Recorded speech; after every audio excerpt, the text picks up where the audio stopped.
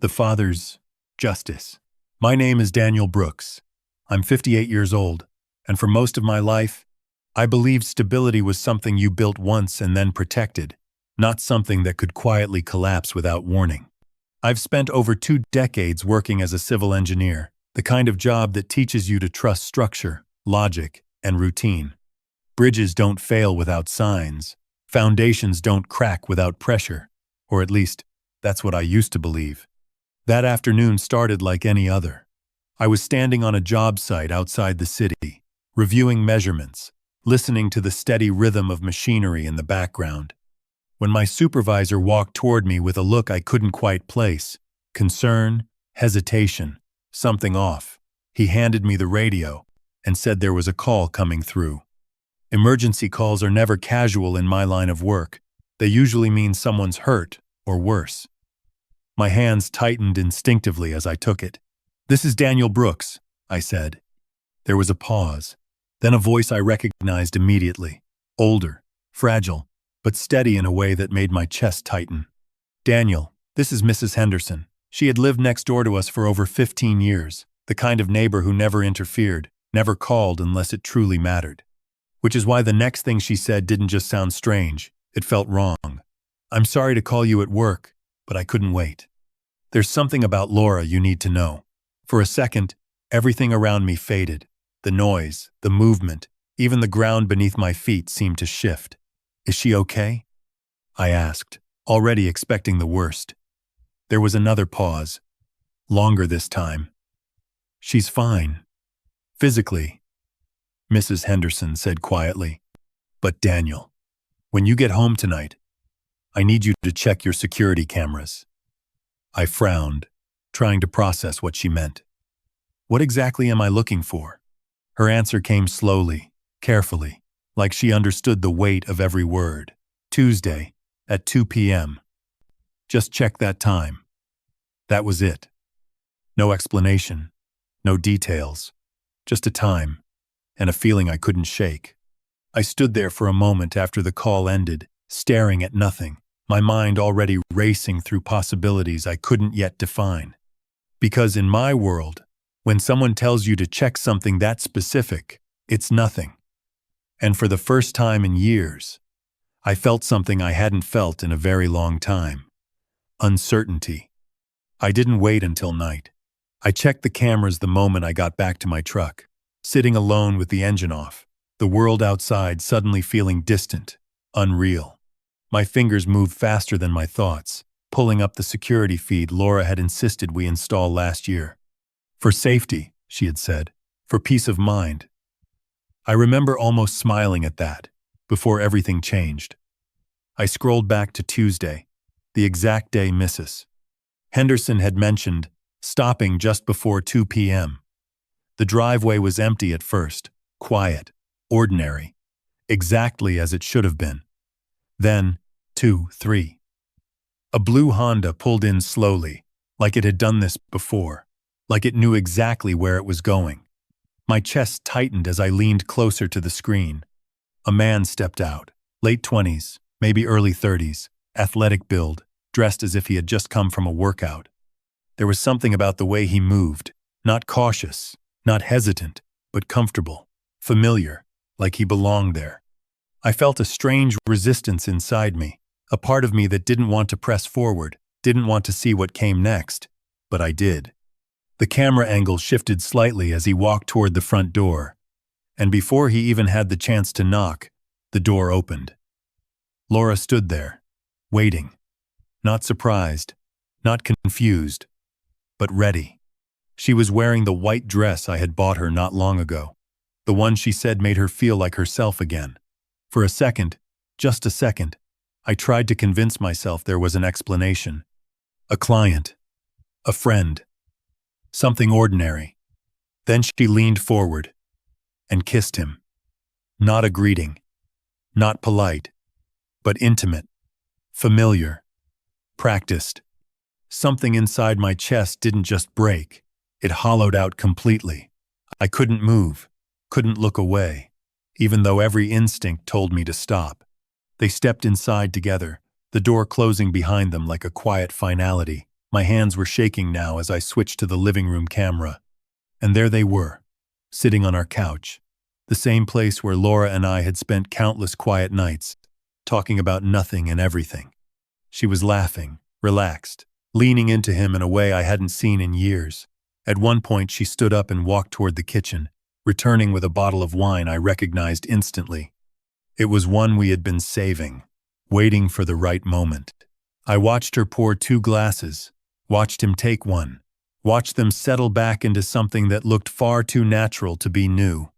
The footage kept playing, minute after minute, each second pressing down heavier than the last. And somewhere in the middle of it all, I realized this wasn't a mistake. It wasn't sudden. It wasn't accidental. This was something established, something repeated, something I had never even suspected, unfolding in my own home, on a day I thought was just another normal Tuesday. At first, I told myself it might have been a one-time mistake, something reckless, something she would regret. But experience had taught me one thing. If something doesn't feel random, it usually isn't, so I kept going. I rewound the footage, then moved forward again, Tuesday, then Thursday, then the week before. The pattern revealed itself slowly at first, then all at once. Every Tuesday, every Thursday, always around 2 p.m. Whenever I was scheduled on long-distance site inspections, the kind that kept me away until late evening. The timing wasn't just consistent, it was precise. 2, 1, 2, 3. Never earlier, never late. Like clockwork. My stomach tightened as I went further back, week after week. The same blue Honda, the same man, the same effortless entrance. Laura was opening the door before he knocked, like she was already watching for him, like she knew the exact second he would arrive. I started counting without meaning to. 1 visit, 3, 7, 15.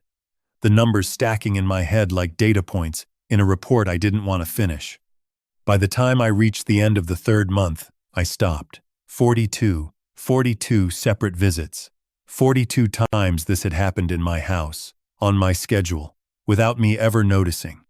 It wasn't just the repetition that made it worse, it was the precision. Laura knew my work patterns better than anyone. She knew which days I'd be closest to home, which days I'd be hours away, which days I might come back early, and which ones I never would. And somehow, every single visit lined up perfectly with the days I was the farthest away. That wasn't a coincidence. That was planning. Careful, deliberate, calculated planning. I thought back to the countless evenings I'd come home exhausted, and she'd be there, smiling, asking about my day, already preparing dinner. The normalcy of it all suddenly felt staged, like I had been walking through something constructed instead of real. Every laugh I remembered, every small gesture, now carried a different weight. Had she been checking the time while I talked, waiting for me to leave again, making sure the next Tuesday, the next Thursday, stayed perfectly clear? I leaned back in my seat, staring at the screen, but no longer really seeing it, because what I had been watching wasn't just betrayal anymore. It wasn't impulsive. It wasn't emotional. It wasn't even careless. It was structured, organized, built around my life, my routines, my trust. And in that moment, the truth settled in with a clarity that felt colder than anything I had experienced before. This wasn't just an affair. This was a system. I should have stopped there, shut the screen off, walked away before it turned into something worse. But once you start seeing patterns, your mind doesn't let go. It looks for what doesn't belong. So I went back to the footage again, not watching them this time, but watching everything around them, the details, the small things I had ignored before. That's when I noticed it. On the kitchen table, just behind them, in one of the recordings. Papers. Not random clutter, not mail or magazines, but stacked documents. Clean, organized, intentional. I paused the video and leaned closer, adjusting the resolution as much as I could. The image sharpened just enough to make out structure, headings, lines of text. Official. That was the word that came to mind. Official. I skipped ahead to another visit, then another, and there it was again. Different day, same table, same papers. Only this time, both Laura and Kyle were standing over them. She pointed at something. He nodded. Then they both leaned in at the same time, signing. I felt a slow, unfamiliar pressure build in my chest. This wasn't part of an affair. People don't sign documents in the middle of something casual. Not repeatedly. Not like this. I rewound the clip, watched it again. Slower this time. Laura's posture was focused, deliberate. Nothing like the relaxed, careless version of her I had seen on the couch. This was different. Controlled, purposeful. I switched angles, checked another day, and saw the same pattern repeat. Papers on the table, discussions, signatures, always during the same visits, always when I wasn't home. My mind started trying to explain it. Business? A favor? Something temporary? But none of it made sense. Laura hadn't mentioned any new projects, no partnerships, no financial decisions, and yet, here she was, signing documents with a man I had never seen before, inside my own house. The feeling shifted then, quietly but unmistakably. The betrayal was still there, sharp and immediate. But something else began to rise underneath it. Something colder, more precise. Because whatever this was, it wasn't emotional anymore. It wasn't just about them. It was about something being arranged, something being put into place, piece by piece, right in front of me, without me even knowing it existed. I stared at the frozen frame on the screen, Laura holding a pen. Kyle was watching closely, both of them focused on something I couldn't fully read, but could feel. And for the first time since this started, the question in my mind changed. It wasn't, "Why is this happening?" anymore. It was something far more dangerous. What are they building? I didn't sleep that night. Not really. The images kept replaying in my head, but it wasn't the betrayal anymore that held my attention. It was those documents. The way Laura had leaned over them, the way Kyle had watched, as it mattered, like it meant something beyond the moment. By morning, I stopped guessing and started verifying. Years in engineering had taught me that when something doesn't add up, you don't speculate. You check the numbers. So I made a call. My insurance agent picked up on the second ring, casual, unaware that he was about to confirm something that would change everything. "Hey Daniel," he said, "what can I do for you?" I kept my voice steady. "Just a quick question. Has anything changed recently on my life insurance policy?" There was a pause, the sound of him pulling up my file. "Actually, yeah. Laura increased your coverage a couple of months ago. It's at 3.5 million now. The number didn't hit me right away. It just sat there for a second. Heavy, out of place." 3.5? I repeated. "Yeah," he said, still casual. "She said you two were planning ahead. Investments, long-term security. Everything looked normal on our end." Normal. The word echoed in my head as the call ended. Because nothing about that was normal. Laura and I had never discussed increasing the policy. Not once. And I knew exactly how these changes worked. Both signatures were required. Both approvals documented, which meant one of two things had happened. Either I had signed something I didn't remember, or someone had signed for me. I didn't wait. Within the hour, I was sitting across from my lawyer, documents spread out between us. He studied them quietly at first, comparing signatures, dates, details. Then he stopped. His expression changed. Subtle, but unmistakable. "Daniel," he said slowly, turning one page toward me. "This isn't your signature." I stared at it, my name written in a way that was almost right, but not quite. Close enough to pass, but wrong in the details, only someone who knew my handwriting would catch. "Are you sure?" I asked, even though I already knew the answer. He nodded. "I've seen you sign documents for years. This is a forgery." The room felt smaller suddenly, tighter. He flipped to another file, my will. "And this," he continued, tapping the page, "was modified recently." I leaned forward, reading the new terms. Everything, every asset, transferred directly to Laura. No safeguards, no provisions for our children. Clean, immediate, final. My chest tightened as the pieces started aligning, not emotionally, but structurally. The documents in the video, the signatures, the increased insurance, the altered will. This wasn't scattered. It wasn't careless. It was coordinated, designed, built, step by step. I looked up at my lawyer, the weight of it settling in with a clarity that left no room for doubt. "This isn't just fraud," he said quietly. And for the first time, I didn't think about betrayal at all. I thought about the outcome. Because when someone changes your insurance, forges your name, and removes every barrier between them and everything you own, they're not planning for life. They're planning for something else entirely. I wish I could say that was the worst of it, that fraud and betrayal were the limit. But once the structure started to reveal itself, it didn't stop. It deepened. I went back home that night and waited for the right moment, moving through the house like I had done 1,000 times before. Only now, everything felt staged. When Laura stepped out, I opened the laptop she always left on the kitchen counter, still signed in, still trusting that I would never look. I didn't rush.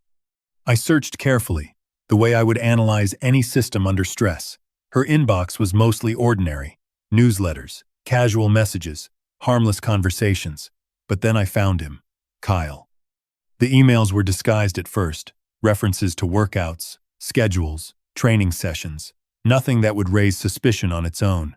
But the deeper I looked, the more the tone shifted. Details slipped through, fragments that didn't belong: my name, my schedule, specific days, specific hours. Tuesday, Richmond site, gone until evening. Thursday, highway inspection, alone. I felt my jaw tighten as I read. She wasn't just seeing him. She was coordinating with him, feeding him information about where I would be, when I would be alone, when the house would be empty. I kept scrolling, slower now, more deliberate. Then I saw it. One message, buried among the others, dated just weeks ahead. Short, direct, impossible to misunderstand. December 15th is confirmed. You know what to do with the brake lines. Make it look like an equipment failure. Remote job site? No witnesses. I stopped breathing for a second, not out of shock, but because my body didn't seem to know what to do with what I had just read. I read it again, word by word, letting it settle. Brake lines. Equipment failure. No witnesses. It wasn't vague. It wasn't emotional. It was technical, intentional, designed to look like an accident. My accident. The date hit me next. December 15th. I already knew that day. A solo inspection, 2 hours out, winding mountain roads, no crew, no backup. I had mentioned it casually over dinner, weeks ago. She had nodded, smiled, said nothing. Now I understand why. My hands rested on the keyboard, still, as the realization locked into place. This wasn't a suspicion anymore. It wasn't a theory. It was a plan, a timeline, a method. Everything aligned with a precision that felt disturbingly familiar, like something engineered, because that's exactly what it was. She hadn't just decided to leave. She had designed an exit, and I wasn't part of it. I was the variable that needed to be removed. Quietly, cleanly, permanently.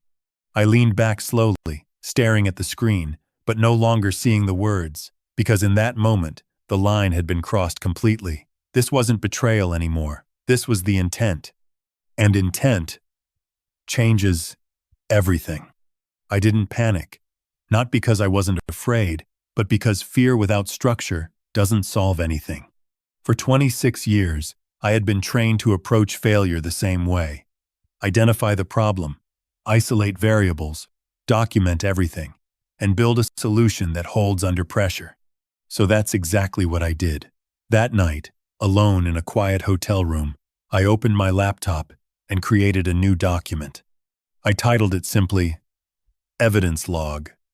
No emotion, no assumptions, just facts. Entry by entry, I began reconstructing everything. Dates, times. The blue Honda is arriving at 2:03 p.m. Kyle is stepping out. Laura opened the door before he knocked. Duration of each visit. Movements inside the house. Every detail captured from the footage was organized the way I would map structural stress points on a bridge. Patterns emerged more clearly on paper. The repetition, the timing, the precision. This wasn't chaos. It was designed. But documentation alone wasn't enough. I needed confirmation beyond what I could see, beyond what could be denied. The next morning, I made a call.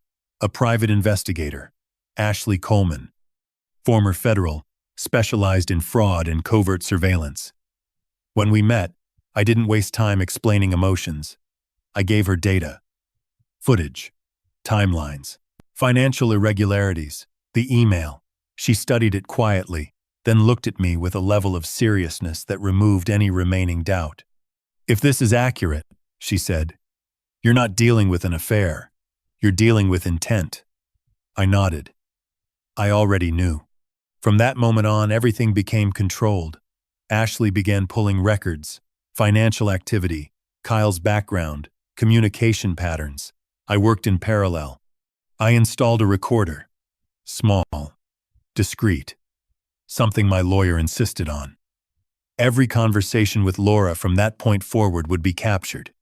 Every word, every tone, every inconsistency. And when I went home that evening, I did what I had to do. I acted normally. Laura greeted me the same way she always had. A smile, a question about my day, the quiet familiarity of a life that now felt constructed. I responded the same way I always had, calm, steady, predictable.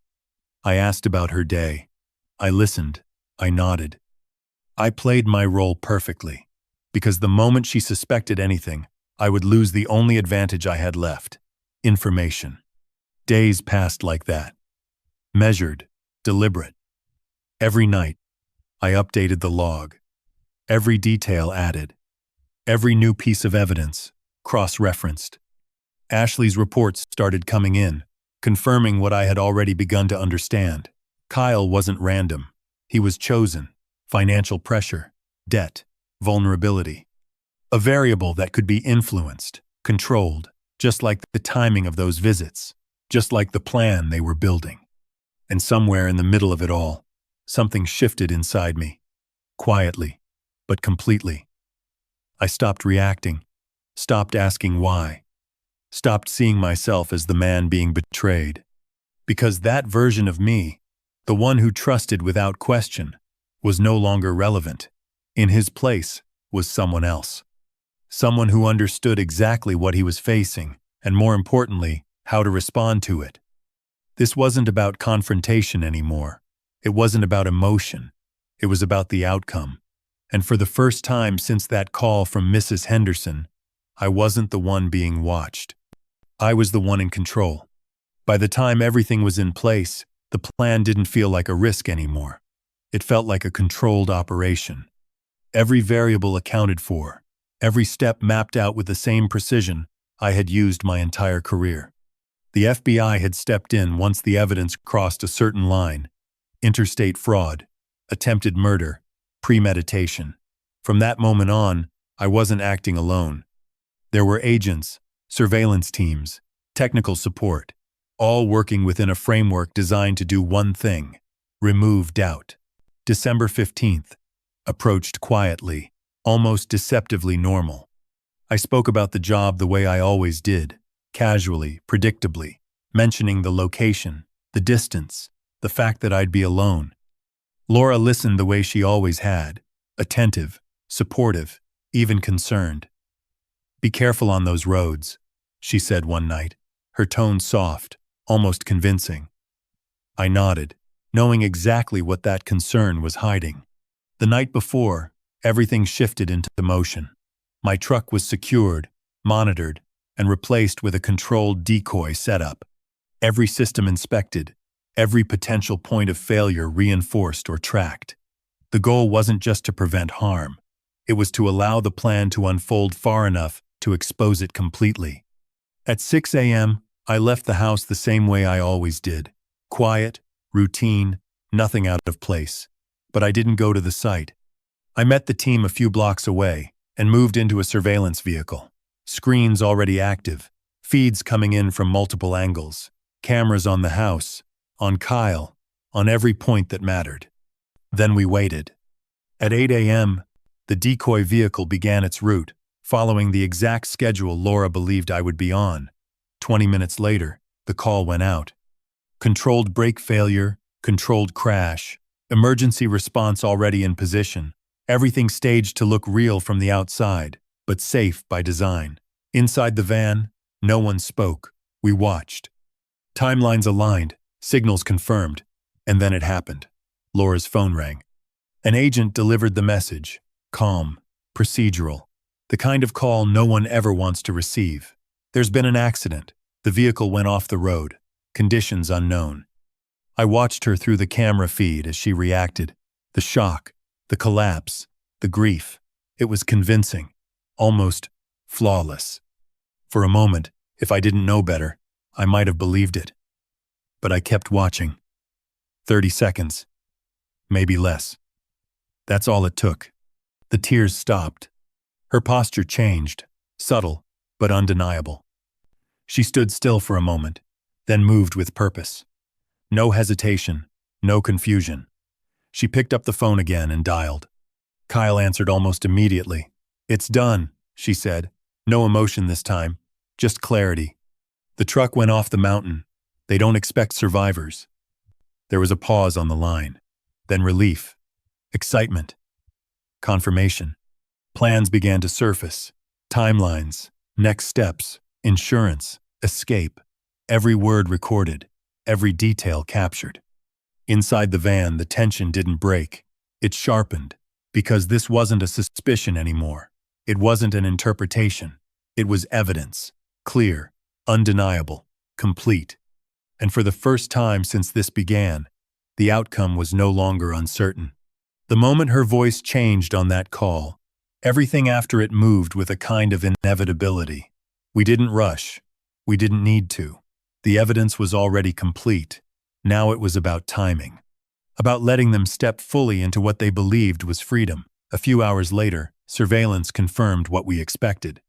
Laura left the house, dressed in black, controlled, composed, but not grieving. Not really. She drove straight to Kyle's apartment. No hesitation, no detour. Like this was the next step they had been waiting for. Inside, the tone shifted quickly. The agents had audio feeds, clear enough to catch every word. Relief, laughter, plans unfolding out loud now that they believed there was nothing left to hide.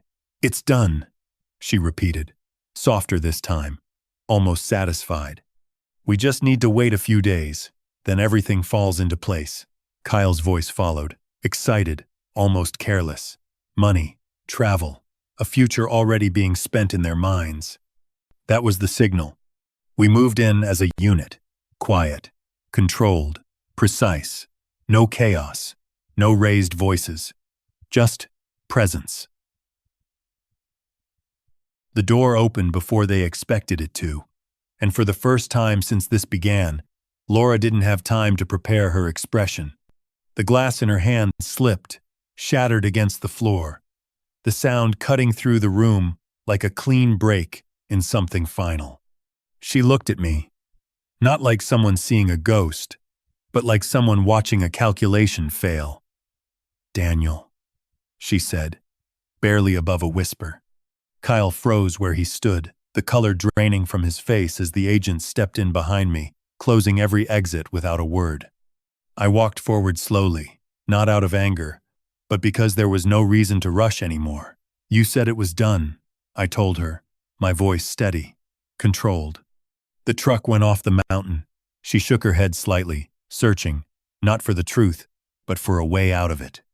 "I don't understand," they told me. I cut her off, not loudly, just clearly. "No, you understood exactly what you were told." I reached into my pocket and played the recording. Her own voice filled the room, calm, certain, celebrating something that never happened. The silence that followed was different, heavier, final. Kyle tried to move. Instinct, maybe. But he didn't get far. The agents had already closed in, restraints in place before he could form a sentence. Laura's eyes stayed on me, shifting between shock, fear, and something else. Calculation. Even now, Daniel, listen to me, she said, her voice softer again, almost familiar. Whatever you think this is, I shook my head once. I don't think anything, I replied. I know. There was no anger left in it, no confusion, just clarity. The cameras, the documents, the insurance, the email, the call you just made. Every step, every detail, documented. Her shoulders lowered slightly, not in relief, but in recognition. The moment had passed. The space for denial was gone. For a few seconds, neither of us spoke. 26 years, reduced to evidence and outcome. Why? I asked finally. Not because it would change anything, but because it was the only question left. She looked at me, really looked, and whatever answer she had, it didn't carry the weight it should have. Not anymore.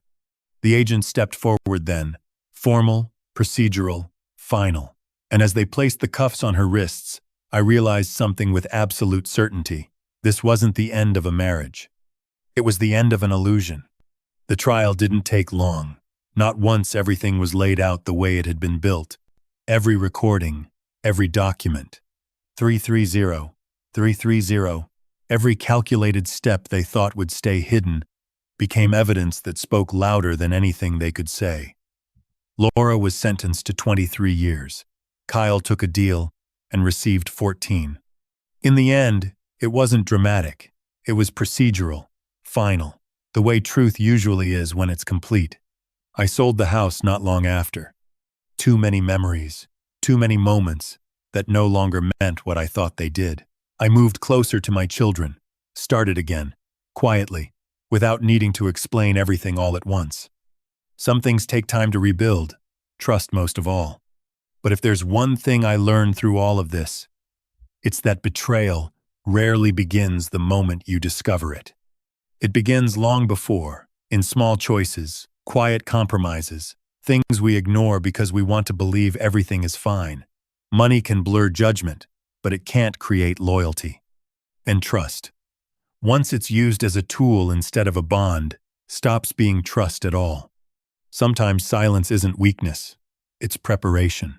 Preparation for the moment when the truth doesn't just surface, it stands undeniable. So let me ask you something. If you were in my position, would you have confronted them immediately? Or waited and made sure the ending was final?